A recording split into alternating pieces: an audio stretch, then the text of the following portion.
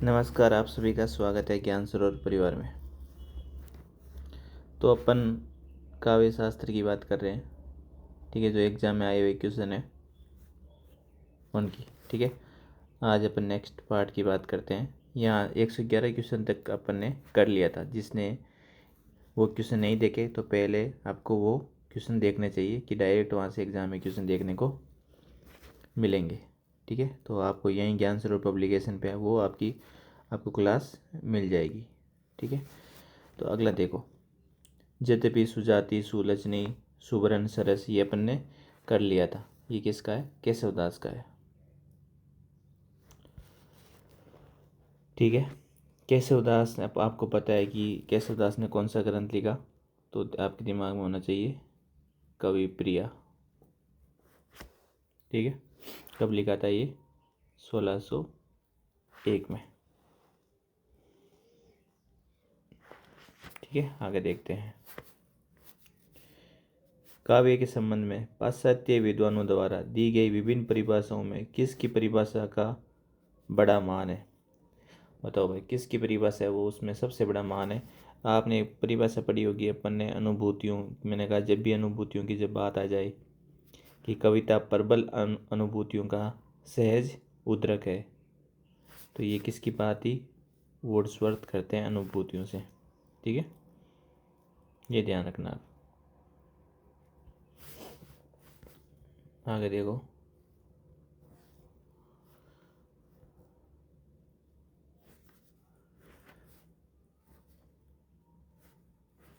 एक 114 number question देखना। साहित्य रचना का वह विशिष्ट प्रकार है जिसका तात्कालिक लक्ष्य प्रसन्नता प्रदान करना है। देखो, साहित्य रचना एक प्रकार से विशिष्ट प्रकार है जिसका मतलब तात्कालिक लक्ष्य क्या है, जो गोल का क्या है, वो आपके क्या है? प्रशंसा प्रदान करना है। तो ये किसने कहा था? कोलरिज ने कहा था, ठीक है। कोलरिज का एक अन्य कथन भी आपको पता होगा कि सर्वोत्तम शब्द अपने सर्वोत्तम क्रम में कविता है। जो सर्वोत्तम शब्द है, ठीक है, वो अपने सर्वोत्तम क्रम में कविता है। ये भी बात किसकी है? कोलरिज की है। नेक्स्ट क्वेश्चन की अपन बात करते हैं। क्वेश्चन नंबर आपके सामने 115 देखिए। एक सेकेंड।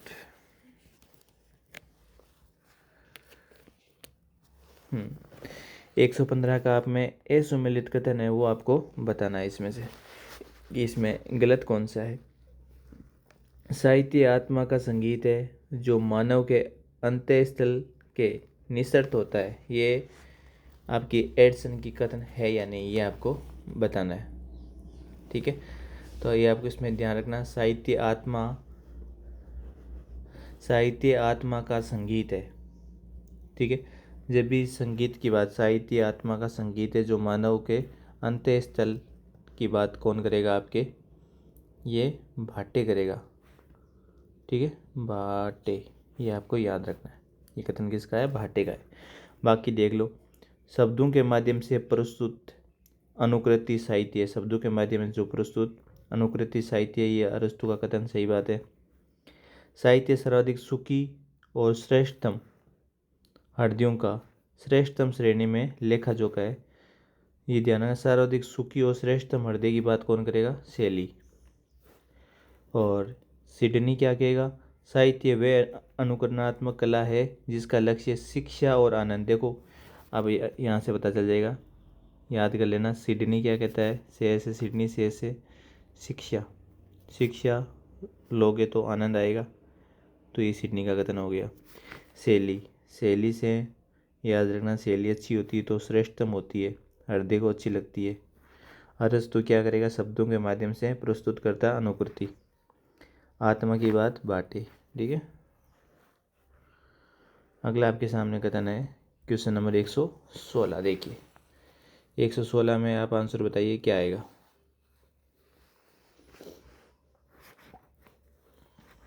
ठीक है, प्राचीन प्रयोगों में साहित्य शब्द मूल रूप से काव्य के लिए प्रयुक्त होता है। जो प्राचीन प्रयोगों में साहित्य मूल रूप से काव्य के लिए प्रयुक्त होता है। सही बात है ये? नहीं। प्राचीन जो ओल्ड टाइम की बात है, जो अपना साहित्य है, ठीक है, वो मूल रूप से किसमें, अर्थ में प्रयुक्त होता था। ठीक है, ये ध्यान रखना। तो यहाँ शब्द की जगह क्या आएगा, अर्थ आएगा।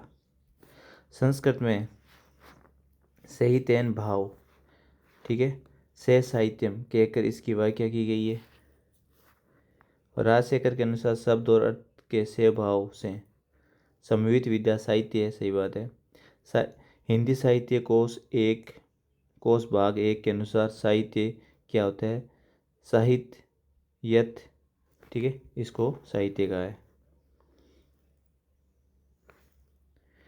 का अर्थ और शब्द के अर्थ में से भाव का अर्थ होना है। तो ठीक है, मैंने बता दिया प्राचीन टाइम में क्या था, अर्थ से संबंध था उसका। ठीक है, रमणीय अर्थ का प्रतिपादक शब्द काव्य है। तो रमणीय अर्थ का अपने कल भी देखा था, आप सबने देखा होगा कि ये कथन किसका है, जगन्नाथ का। जगन्नाथ के बारे में एक दो चीज़ें आपको और भी पता होगी। 17वीं शताब्दी के है, इन्होंने क्या लिखा था, रस गंगाधर। ठीक है, आगे देखो, विश्वनाथ जब भी आए तो विश्व का वो आपको पता ही है, वाक्य रसात्मक काव्य है। ठीक है, विश्वनाथ 14वीं सदी के थे। और मम्मट पूछे, ठीक है, मम्मट कौन सी सदी के थे, 11वीं के। और दंडी कौन सी के थे, काव्यदर्श वाले, 7वीं के। ये भी याद रखना। साहित्य के संबंध में आपको सत्य कथन बताना है।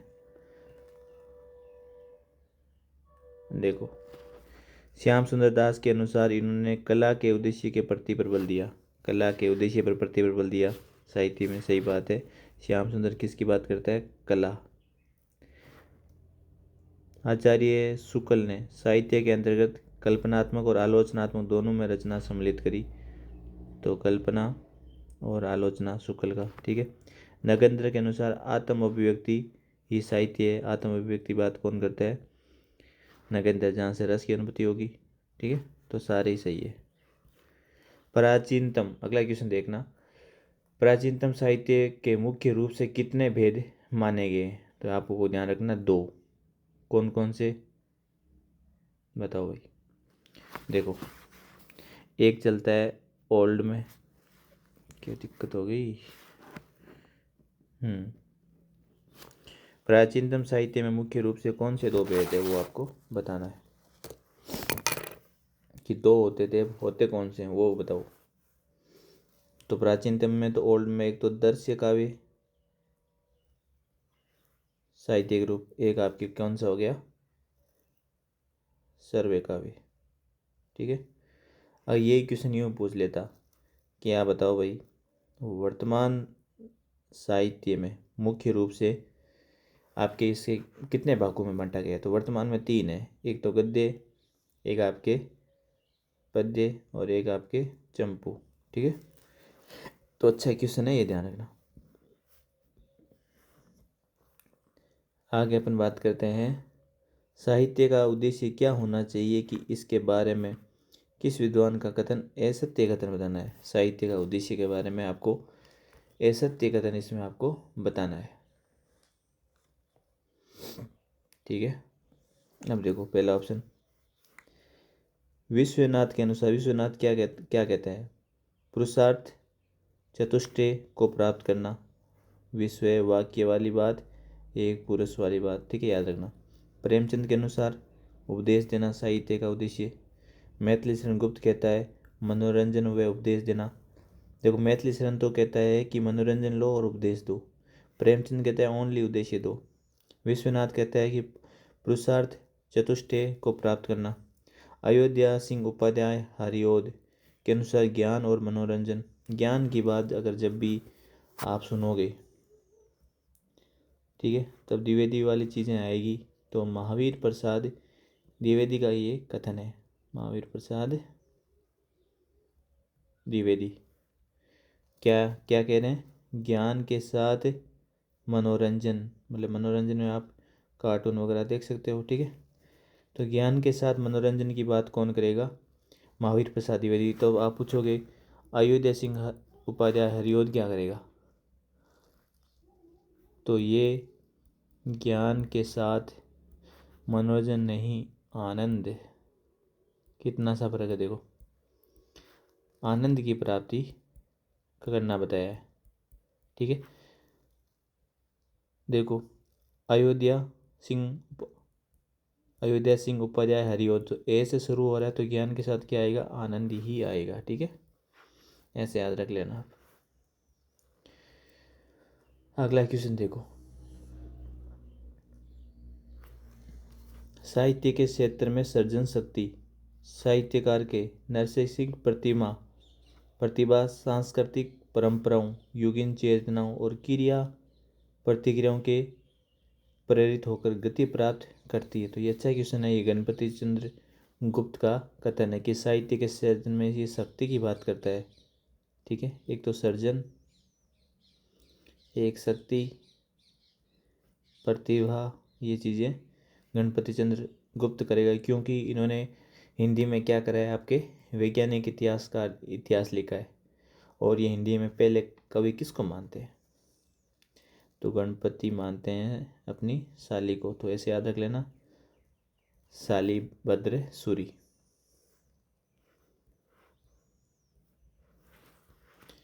क्वेश्चन नंबर अगला देखो आप।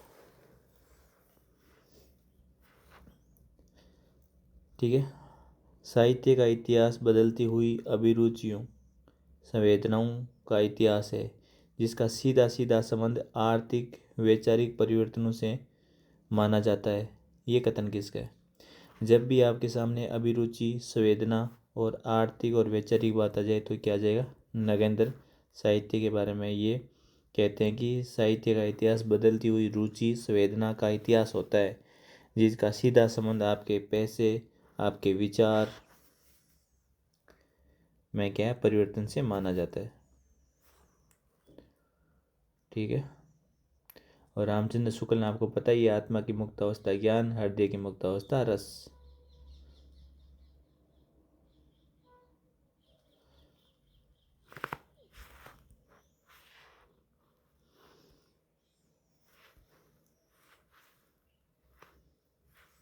ठीक है, आगे देखो, नाट्य दर्पण के रचयिता रामचंद्र गुणचंद्र किस प्रदेश के निवासी थे? अब देखो ऐसे क्वेश्चन आते हैं तो आपको एकदम कंठस्थ याद होना ही चाहिए। पहले तो नाट्य दर्पण किसका है? तो आपको यहीं से एक क्वेश्चन बन गया, तो रामचंद्र गुणभद्र का है। और ये किस प्रदेश के निवासी है? तो ये कहाँ के हैं? आपके गुजरात के हैं। ठीक है, इसको अच्छे से ध्यान रखना है। अब देखो अगला नेक्स्ट क्वेश्चन, अब मिलान करना है। देखो नाट्य शास्त्र 2वीं सदी ईसा पूर्व है, तो भरत मुनि मिला दो यहाँ से। ठीक है, काव्य दस दंडी मिला दो यहाँ पे। अब देख लो, दो में सी है क्या? दो में सी है। ठीक है, तीन में डी है क्या? तीन में डी है। और कोई ऑप्शन है क्या? नहीं है। ठीक है, अब देख लो, काव्य अलंकार किसका है? भामा का है। काव्य प्रकाश किसका है? प्रकाश करेगी मम्मा। ठीक है, ऐसे कर मम्मा याद कर लेना। हो गया ना। अब देखो, पुनर्मूल्यांकन यदि आलोचना का प्रमुख कार्य है, क्या कहते हैं? जो पुनर्मूल्यांकन करते हैं, यदि आलोचना का प्रमुख कार्य है तो रामविलास शर्मा निश्चित ही हिंदी के प्रमुख आलोचक है। ये बात अगर बहुत ही इंपॉर्टेंट क्वेश्चन है और वापस रिपीट हो सकता है, ये ध्यान रखना। वही कि पुनर्मूल्यांकन अगर आप कहते हो कि आलोचना है, वापस अगर मूल्यांकन करना, तो रामविलास शर्मा निश्चित ही हिंदी के प्रमुख आलोचक है। ये नगेंद्र का कथन है। ठीक है, आगे देख लो, ये क्वेश्चन देखो वापस रिपीट हो गया। हो गया ना, सेम ही क्वेश्चन है, तो अपन इसको यहीं छोड़ दे। अब देख लो, काव्य मीमांसा किसकी है? आपके राजशेखर की है। अभी काव्य प्रकाश देखा था, प्रकाश मम्मट। ठीक है। साहित्य दर्पण किसका है? विश्वनाथ का। और अभिनव भारती टीका अभिनव गुप्त का।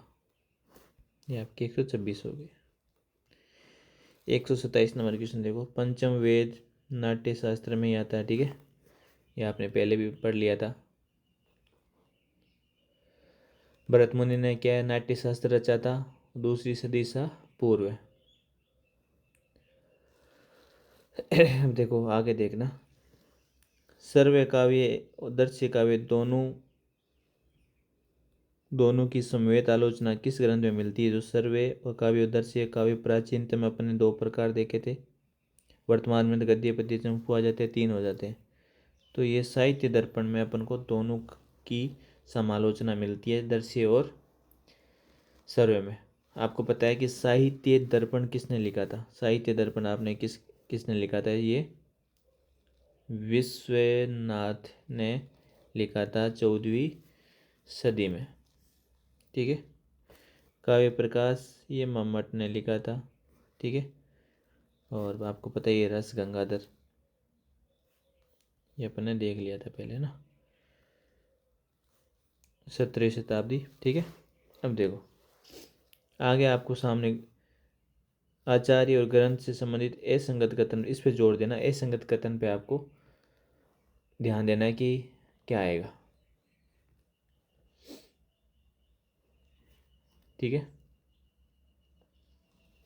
देखो राजशेखर 9वीं सदी काव्य मीमांसा दिया, ठीक है।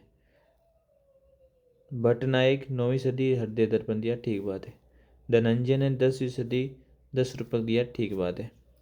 अभिनव गुप्त ने धवनालोक और अभिनव भारती टीका लिखी, कब लिखी? पर ये इसकी सदी क्या आ जाएगी आपके 10वीं से 11वीं वाली हो जाएगी, ठीक है।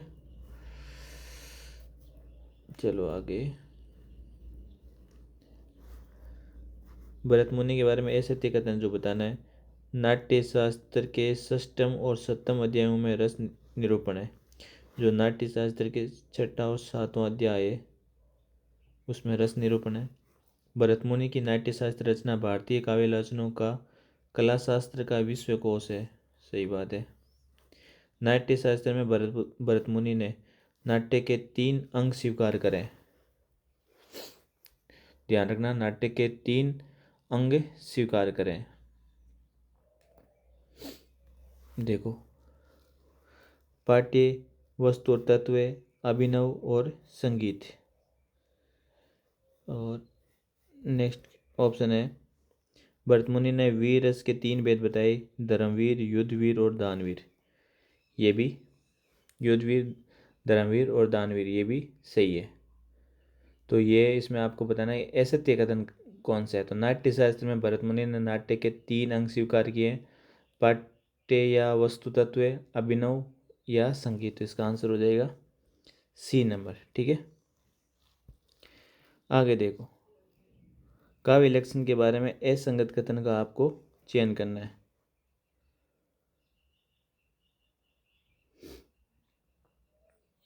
तो मैं आपको बता देता हूँ, आप दिमाग में रहेगा कि सर आप तो आगे बढ़ गए, इसका बताया ही नहीं। क्यों ये गलत है कि आपके दिमाग में तो होना चाहिए ना, कोई भी आंसर होता है तो क्यों होता है। तो हर चीज़ का यही अपन इसीलिए पढ़ रहे हैं कि एक एक चीज़ आपके दिमाग में रहे, ठीक है। तो भरत मुनि ने जो नाटक के अंग है ना, ध्यान रखना, वो कितने बताए? 4 बताए, ठीक है। कौन कौन सा? एक तो आपके सामने लिखा है पाठ्य व वस्तु तत्व, ठीक है। एक आपके सामने अभिनव है, एक आपके सामने संगीत है,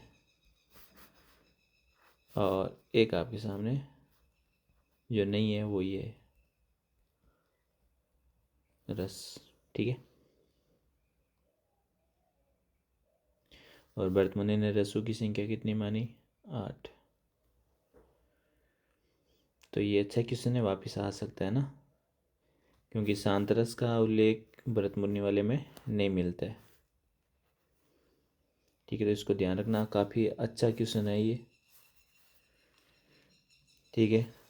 तो भरतमुनि ने वीर रस के 3 भेद माने, धर्मवीर, युद्धवीर और दानवीर। और भरतमुनि ने नाट्य शास्त्र रचना में भारतीय काव्यलोचना और काव्य शास्त्र का विश्वकोश है। अगला क्वेश्चन है कि काव्य लक्षण के बारे में असंगत है कथन वो बताना है आपको।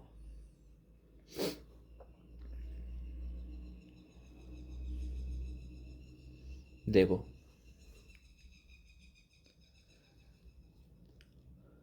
काव्य शोभायन करतारो, ये किसका है? दंडी का है? नहीं है ना। किसका है? करतारो मैंने याद कराया था, ये वामन का है। अच्छा करतारो, अच्छा काव्य शोभाकरान अलंकार है, ठीक है। करतारो नहीं है तब ठीक है, दंडी है ना। अगर यही अगर ऐसा आ जाता, देखो वापस इसको ध्यान से देखना, दोनों में ज़्यादा डिफरेंस नहीं है। अगर ये ऐसा आ जाता काव्य शोभाया करतारो धर्मा गुणा, तब आपके क्या आता? करतारो, तब आपके वामन आता, ठीक है। और दंडी यहाँ पे ये ऑप्शन सही है। काव्य शोभाकरान अलंकारान, ठीक है।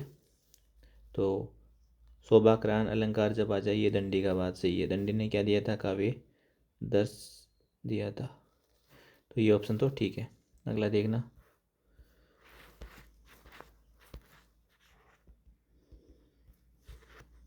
एक सेकेंड रुक जा भाई रुक जा। देखो ये रहा करतारो धर्मागुणा, ये वामन का, सही बात है। शब्दार्थों सही तो काव्य में ये भामा की आपने सब चीज़ पढ़ी रखी है। विभाव अनुभाव व्यभिचारी, अच्छा ये तो रस वाला सूत्र है, रस सूत्र आता है, ये तो भरतमुनि का ना, समझ गए। विभाचारी संयोग। काव्य शास्त्र संप्रदाय के बारे में असंगत युग्म आपको बताना है, क्या है?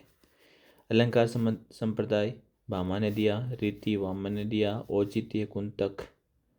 देखो मोस्ट इंपॉर्टेंट है, ध्यान रखना। कुंतक सबको पता है आपको, कुंतक ने क्या दिया? वक्रोक्ति। औचित्य सेमेंद्र, ठीक है। ध्वनि आनंदवर्धन। आगे देखना, काव्य लक्षण की परिभाषाओं में असंगत कथन का आपको चयन करना है।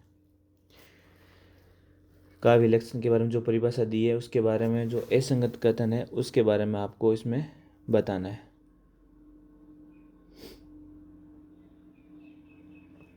देखो स्पष्ट अर्थ युक्त पदावली, पदावली मैंने कहा जब भी शब्द आए, पदावली काव्य का प्रमुख तत्व है, तो दंडी की बात है।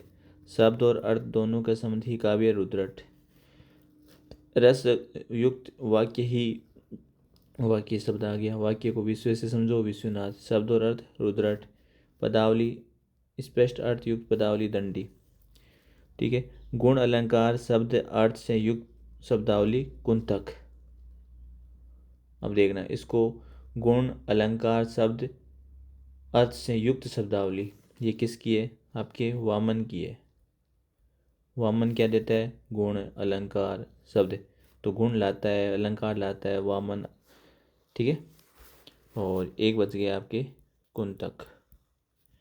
कुंतक क्या करता है? इसमें कुंतक किस चीज़ की बात करता है? ध्यान रखना, कवि व्यापार से युक्त, एक सेकेंड, सुंदर रचना को काव्य कहा, ठीक है। कवि व्यापार से युक्त सुंदर रचना को कुंतक ने काव्य कहा। गुण अलंकार की बात वामन करता है, वाक्य की बात विश्वनाथ, शब्द और अर्थ रुद्रट, पदावली की बात दंडी, ठीक है। कैसा भी क्वेश्चन आ जाए आप कर लोगे आराम से। काव्य शास्त्र के बारे में, आचार्यों के ग्रंथ के बारे में असंगत कथन बताओ आप। देखो दंडी तो 7वीं में काव्य दर्श लिख दिया था, ये बात एकदम सही है। 8वीं सदी में आता है रुद्रट, 9वीं लिख दी इसने ना, रुद्रट। और क्या दिया? काव्य अलंकार। राजशेखर आया था 9वीं सदी में, क्या दिया? काव्य मीमांसा। भरतमुनि दूसरी सदी ईसा पूर्व, ठीक है, नाट्य शास्त्र। तो ध्यान रखना। रुद्रट 8वीं शताब्दी, छोटी सी डिप देखो इसमें करा है। राजशेखर तो 9वीं के थे, भरतमुनि दूसरी सा, दंडी 7वीं, 8 में उद्भट थे, काव्य अलंकार। ठीक है, राजशेखर ने काव्य मीमांसा दिया।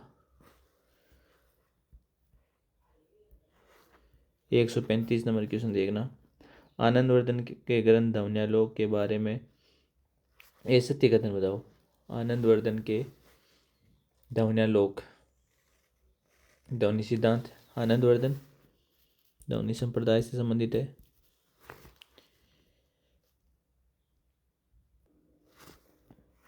देखो आनंदवर्धन में के ग्रंथ है ध्वन्यालोक के बारे में ऐसे सत्य कथन बताओ। ध्वन्यालोक के 4 अध्याय या उद्योग है, सही बात है। ध्वन्यालोक के प्राचीन हस्तलेखों में इसका नाम सहृदयलोक भी मिलता है, सही बात है। आनंद से सहृदयलोक। इस ग्रंथ में वृत्ति व कारिकाओं के रूप में लिखित है, ठीक है। यह ग्रंथ 3 परिच्छेदों में विभक्त है। प्रथम परिच्छेद में वाक्य लक्षण, वाक्य भेद और रीति, गुण, गद्य आदि का विवेचन है। तो ये इसमें आनंदवर्धन वाले में नहीं है। ये आपने पढ़ा होगा काव्य दर्श किसने दिया था, दंडी वाले में, ये उसमें चीज़ें आती है। काव्य लक्षण, काव्य भेद, रीति, गुण, अब आपको पता है ध्वनि में तो आनंद इसकी चीज़ें आएगी, है ना। तो ये चीज़ें दंडी में आएगी। थोड़ी सी हो रहेगी, 3 क्वेश्चन और आपके सामने, फिर ये टॉपिक अपना ख़त्म हो जाएगा, फिर काव्य हेतु स्टार्ट होगा। देखो, रस कविता को अंग भूषण है, भूषण सकल गुण, ये आपने पहले भी आपने पढ़ा होगा, काफ़ी हर एग्जाम में ये पूछ लेता है। तो रस कविता को अंग भूषण है, भूषण सकल गुण स्वरूप। तो नाम से आपको पता चल जाएगा, भिखारी दास की है, काफ़ी फेमस चीज़ है, ठीक है। लाइन है जो हर एग्जाम में पूछ लेते हैं परिभाषा काव्य लक्षण के बारे में। तो सीधी सी याद रखना, रस कविता को अंग, ऐसा अगर कभी आ जाए भूषण है तो भूषण सकल है, तो भूषण भूषण शब्द भिखारी दास में। सर्वोत्तम शब्दों में का सर्वोत्तम क्रम ही कविता है। तो सर्वोत्तम शब्द, सर्वोत्तम क्रम, ये आपने देखा था कोलरिज, कोलरिज की है ना। पर आपको पता है कि एक शैली भी अपन ने देखा था, वहाँ पे क्या आता है, सर्वमुखी सर्वोत्तम मत, ठीक है, जहाँ सुखपूर्ण सुख की बातें आती है ना, ये ध्यान रखना।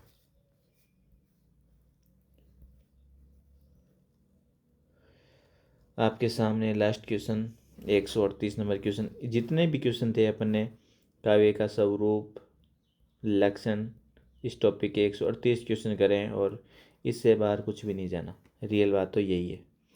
और फिर आपको ट्रस्ट नहीं हो तो आप और कहीं देख लो, फिर आप ये भी भूल जाओगे। तो इनको अच्छे से आप कर लेना। लास्ट क्वेश्चन आपके सामने, कविता द्वारा असंभव को भी संभव किया जा सकता है। कविता के लक्षणों के बारे में ये कथन किसका है? सही बात है, कविता द्वारा असंभव को भी संभव किया जा सकता है। ये आपके सामने है महावीर प्रसाद द्विवेदी। इन्होंने ज्ञान के साथ क्या जोड़ा, आपको पता होगा, अभी मैंने बताया था, मनोरंजन, ठीक है। तो ये आपको अच्छे से याद इसको रखना है। और एक आपके हरियो थे अयोध्या, एस हैं, उन्होंने ज्ञान के साथ क्या जोड़ा, ए से आनंद। ये परिभाषा भी ध्यान रखना, कविता असंभव को भी संभव कर सकती है। महावीर प्रसाद द्विवेदी कुछ अन्य भी कथन है। महावीर प्रसाद क्या कहते हैं, आपको पढ़ा होगा आपने साहित्य में, ज्ञान राशि का संचित कोष, ठीक है, संचित कोष। मैं साहित्य को मनुष्य की दृष्टि से देखने का पक्षपाती हूँ, ये भी इनका ही कथन है। अंत्यकरण की वर्तियाँ का चित्रण का नाम कविता है, तो ये आपको ध्यान रखना है, ये महावीर प्रसाद द्विवेदी जी के कथन है। नेक्स्ट अपन चलते हैं काव्य हेतु, ठीक है। मेरे को लगता है काव्य हेतु एक नए चैप्टर से इसको नई क्लास से शुरू करना चाहिए। तो पूरा का पूरा अपन काव्य शास्त्र करेंगे, आराम आराम से करेंगे, पर एक एक क्वेश्चन को आप देख रहे होगे कैसे डिटेल से अपन चीज़ों को अपन कर रहे हैं। इससे होगा क्या, इसके इर्द गिर्द ऑप्शन से भी क्वेश्चन उड़ते हैं, आपने देखा होगा 4 ऑप्शन आते हैं, इन ऑप्शन से भी जो ये ऑप्शन है तो ये ऑप्शन से भी क्वेश्चन बन जाता है। तो अपन इस प्रकार इसको तैयार कर रहे हैं, ठीक है। तो जल्दी इसका नेक्स्ट क्लास अपन काव्य हेतु करेंगे, तो आप कमेंट ज़रूर करें कि आपको क्लास कैसी लग रही है, उससे क्या है मेरे को भी मोटिवेशन मिलता है। धन्यवाद।